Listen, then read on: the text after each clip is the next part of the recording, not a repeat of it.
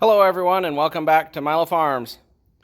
Well, we had a terribly unfortunate situation here on the farm recently. My 26-year-old weed eater, it was an old Featherlight weed eater, finally gave up the ghost and it was time to find a new one. So I looked around and I thought originally I wanted to get a straight shaft string trimmer or weed eater, whatever you want to call it. And I looked around, found a couple of different options, and I picked one that I thought was going to be the ticket for me. And it turned out that one was just not ergonomically comfortable for me. It was heavy. It had a lot of other things that just bothered me about it. Plus, it was also double the price, even though it was still just a homeowner grade tool. It wasn't a commercial grade or anything like that. Also did some interesting research and learned that oftentimes when you have a straight shaft versus a curved shaft string trimmer, the spool at the end where the actual cutting happens also rotates the opposite direction in some cases. So that was one thing that bothered me about the straight shaft, is I didn't like the way it rotated. For my comfort, it wasn't the right direction. So I went with the curved shaft string trimmer, and so far been very happy with it. This is the one I picked up right here. You can see the box, 25 cc's. And it's made by Craftsman, at least is what it's branded as, but it's probably made by a larger company of some sort. The same model, or very similar, almost looks identical, is branded Troy-Bilt, and then Walmart has a brand of it, I think, of some nature. And then this Craftsman, I'm sure there's others. It's probably made by a much larger company somewhere. But this is the one I picked up here. So we take a look at it. It has an easy start pull handle there, so it's very easy to pull it and start it. Not difficult at all.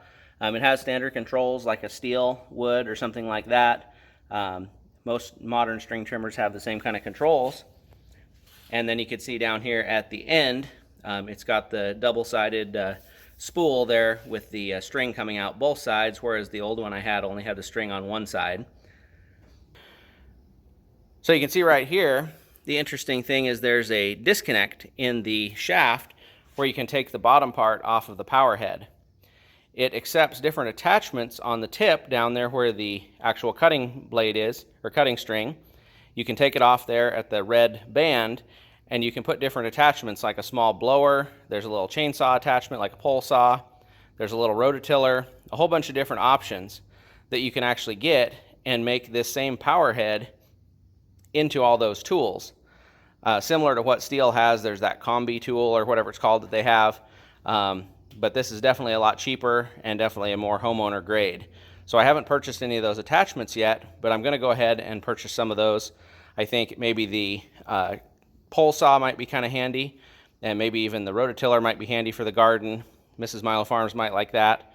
So there's lots of different options available, but so far I've been really happy with this unit. It uses a 50-to-1 mix for the fuel. I've started using this Steel Moto mix. It's pre-made fuel and oil mix. It comes in gallon cans and quart cans and various different things. It's a little bit pricey, and this gallon costs about $40, but what I've found, since I hardly ever use the string trimmer or my chainsaws, this can will last 2-3 years, and for $40 it's shelf stable for quite some time, and if you haven't opened the can, it's even more stable than that. So taking this up to the cabin, once a year you might use a tank in your chainsaw.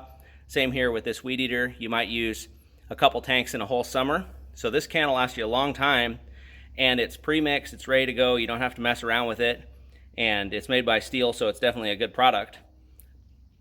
So I always like to use that. There's probably a lot of contention about the different options for that, how expensive that is, or other options, but what I find is how simple it is, easy to use, and you hardly ever have to replace it with the mount I use. The other thing I always like to use is this Oregon Gator line. This particular line is in the .095 size. This stuff's super tough. It's way better than the stuff you just buy at Walmart, just the cheapo, on the shelf stuff. I get this at my local feed store, but it looks like you can get it on Amazon as well. So I'll link to that in the description. But I found this stuff works really well in both my old weed whacker, my new one, the other one we have up at the cabin that I pulled out of the dump up there and still use. So this is really good stuff, really tough, and it's fairly affordable for how much you use it. A package like this, for me, I've had the same package for probably 4 or 5 years, and it's been great. So like I said, so far been super happy with this unit. I really like the way it works. It's easy, it's comfortable for me. It probably would be better for a shorter person, not as much a tall person, but the straight shaft trimmers, those work better for tall people, as I understand. This one also has a clutch that releases the cutting head so it doesn't spin when the engine's just idling, and then as soon as you throttle it up, the cutter head starts working. So nice unit overall, like it so far, and I will link in the description to this product. It's the Troy Belt one, but the same thing. Also the Moto Mix, and then the attachments that are out there. There's lots of different options that are available, but take a look, see what you find, and hope everybody enjoyed the video. Remember, you can't finish a project without getting started.